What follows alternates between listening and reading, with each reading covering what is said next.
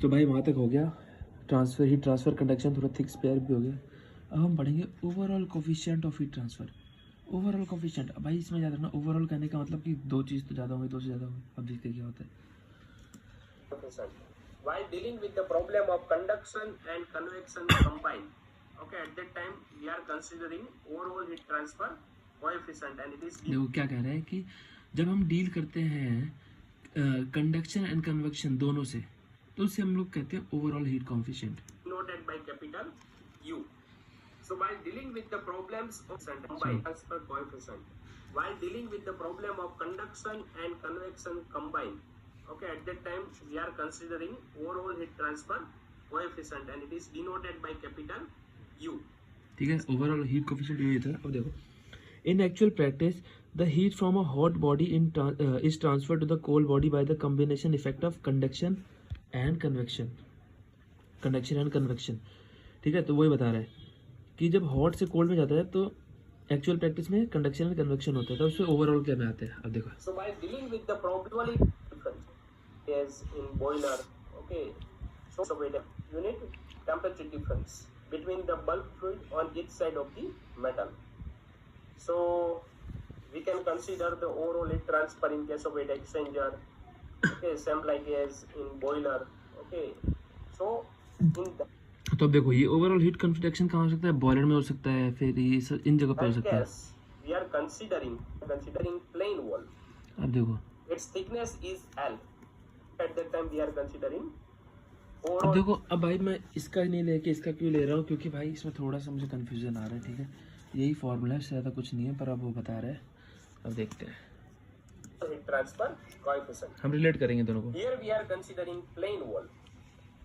Its thickness is L. On left hand side of the wall, we are considering hot fluid. On right hand side of the wall, we are considering cold fluid. अब देखो इसमें देखते हैं, इस side में इसने consider किया hot fluid, इस साइड कंसिडर किया इसने cold fluid. Okay, The heat transfer. अब देखो L thickness of the metal wall, ठीक है, इसने surface area of a wall लिख दिया, मेटल वॉल ही है। अब देखो Coefficient. इसने क्या लिया, देखो Here we are considering plain wall. Its thickness is L. On left hand side of the wall, we are considering hot fluid. On right hand side of the wall, we are considering cold fluid. The heat transfer coefficient, convection heat transfer coefficient. Ji Okay, आ रहा हूँ। for the hot fluid, it is HHF.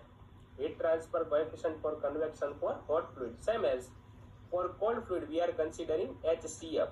Heat transfer coefficient for cold fluid. Here we are considering THF and TCF. It is the temperature of hot fluid. We are considering on one side of the plate.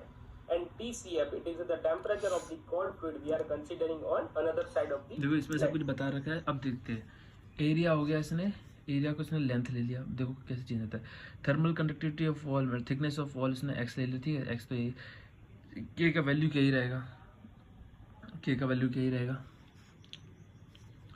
T A and T B are the temperature at the end of two thin film air A and B respectively. T A and T B temperature end of, ये देखो ये ए रहा है दीवार, ये रहा इसका temperature end है। H A and H B are the film coefficient of heat transfer. वही जो कह रहे हैं ना, ये हीट ट्रांसफर कोफिशिएंट इसने एच एफ जो ले रखा है, ये वाला जो ले रखा है इसने, देखो H H F heat coefficient from, है ना, heat coefficient from hot material to cold, तो वही ले रखा है इसने। ठीक है, इसमें फिल्म ले लिया और कुछ नहीं। अब आते हैं इसके फॉर्मूले पे। T1 and T2, it is the temperature with the hot fluid and cold fluid of the metal plate.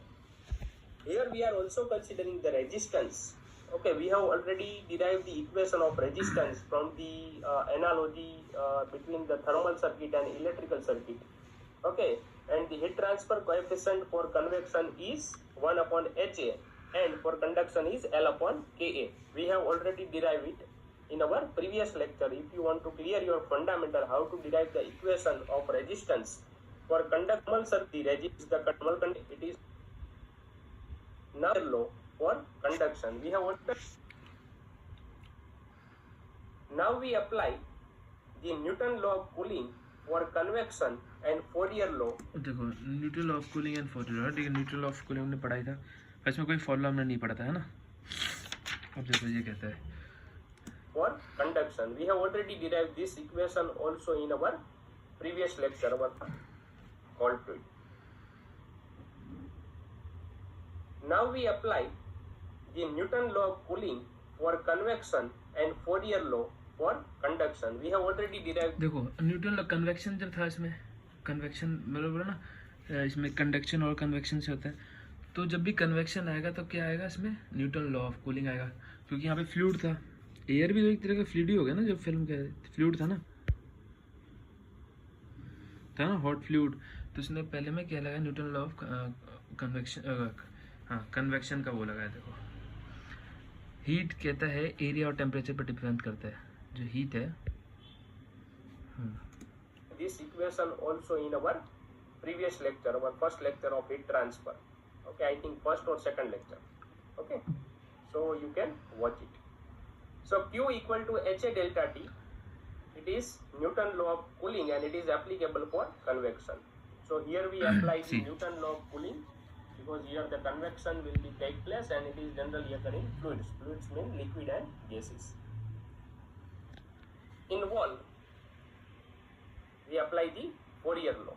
Fourier law, Q equal to minus K divided by X. We have. ये जो है ये वॉल है, ठीक है, ये wall है, यहाँ पे बीच में ये वॉल है, ये खाली स्पेस नहीं है, वॉल है। देखो कंटिन्यू करते हैं, तो यहाँ पे फॉरियर लॉ लग गया। Already discussed.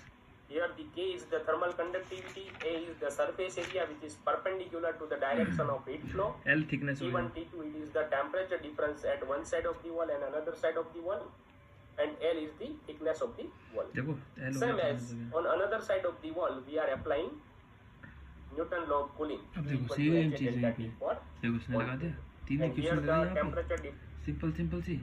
पहला कूलिंग पे लाया क्योंकि फ्लूइड था, फिर वॉल पे फॉर लेयर और फिर से कूलिंग, सेम चीज़ इधर भी आ गई, ठीक है, ये तीन होगी ना, ये अब इसमें देखो सब में से टेम्परेचर दिखा दिया है। चलो अब आगे करते हैं। difference is T2 minus TCF, and here the temperature difference is at F minus T1, and for wall the temperature difference is T1 minus T2. So in previous slide we have already discussed equation 1, 2 and 3. By rearranging equation 1, 2 and 3 we are getting, now we will make the object delta T, temperature difference, from equation 1, 2 and 3, and then we are getting, so in equation 1 object is THF minus T1, so this term from remaining term, okay, so T2 minus TCF equal to Q upon ये अपना temperature निकाल दिया, ठीक है, into A. Temperature difference सब तीनों में से, अब इनको प्लस करेगा। Now adding equation 4 that, so remaining term is cancel, this is minus T1, this is plus T1, this is minus T2, this is plus T2, so it is cancel out. So remaining term is THF minus TCF, and on right hand side there is a common term Q. Okay, so Q in bracket 1 upon HF into A, 1 upon KA plus 1 upon HCF into A. So now we will make the object Q. देखो इसमें भी ए से multiply कर रहे हैं ना, इसमें देखो ए से मल्टीप्लाई कर रहा है सब में, तो इसमें ए को बाहर निकाल दिया इसने, अब एच ए के एच बी हीट कोफिशिएंट वाले, ठीक है, और इसको इसने लिख दिया ये करके, ठीक है, ऊपर कर दिया ए के साथ, इसको माइनस कर दिया, चेंज कर दिया, तो ये है ओवरऑल कोफिशिएंट हीट ट्रांसफर का। अब देखो ये हमेशा रखें एच एफ क्या है, हॉट फ्लूइड हो गया, कोल्ड फ्लूइड हो गया, है ना, तो इसी तरीके से यहाँ पे भी हो गया, टी हो गया टेम्परेचर ऑफ ए बी, ठीक है, ए बी हो गया। So this whole term it is in denominator of the delta T. So Q equal to A into delta T divided by this term. It is in denominator. Okay, here देखो T ए हो गया इतना अपना यहाँ पे, transfer coefficient. Hot fluid हो गया It is ना, transferred ए due हो to गया temperature ये, बी हो difference. गया। So this is delta T term A. और यहाँ पे कुछ कह रहे हैं, Here U is the overall heat transfer coefficient. Delta T divided by this term. It is in denominator. Okay, here U is the overall heat transfer coefficient. It is transferred due to temperature difference. So this is delta T term. A, it is the surface area, okay, which is perpendicular to the direction of heat flow. And U, it is the overall heat transfer coefficient, where U equal to remaining term 1 upon convective resistance for. देखो वही चीज़ बता रहे हैं, यहाँ तक हमारे को समझ में आ गया, ठीक है। अब कह रहा है we know rate of heat flow, उसको हम लोग यू सी नोट करते थे, है ना, रेट ऑफ हीट फ्लो। तो इसको इसने पूरा यू ले लिया, देखो T A minus T B वही रहा, ए भी वही रहा, और ये सारा किसमें आ गया, यू, ठीक है। इसको यू ले लिया गया ओवरऑल, इन सबका सम जो था ओवरऑल उसको यू ले लिया गया, और फिर यू की वैल्यू बता रखी है कि यू की वैल्यू ये है, ठीक है। अब heat coefficient of H A, H B, ये हीट कोफिशिएंट वो है, फिल्म कोफिशिएंट है, हीट कोफिशिएंट, ठीक है। तो ये था हमारा overall heat coefficient plus conduction resistance for 1. So Q equal to U A delta T. Okay, we are using. Okay, तो ये था हमारा ओवरऑल हीट कोफिशिएंट। ओके, एक बार रिवर्स करते हैं कि वॉल थी, ये भी खाली स्पेस नहीं है, वॉल है बीच में, एक इधर हॉट फ्लूइड है, कोल्ड फ्लूइड है, इसका यहाँ से जा रहा है। तो पहला तो ये फ्लूइड है, इसमें न्यूटन लॉ ऑफ कन्वेक्शन लगेगा, जो लगा दिया। फिर इसी तरीके फिर ये दीवार है बीच में, तो कंडक्शन लगेगा, ये कंडक्शन लगा इसमें, ठीक है, ये वाला। फिर से कन्वेक्शन लगा, फिर इन तीनों को टेम्परेचर अलग करके इसको प्लस कर दिया, प्लस करने पे आंसर हमारा ये आया, इसको हमने यू मान लिया, और फिर ये हमारा फॉर्मूला बन गया। दैट्स ऑल, इसको फॉर्मूला में यूज़ करना है, ख़त्म।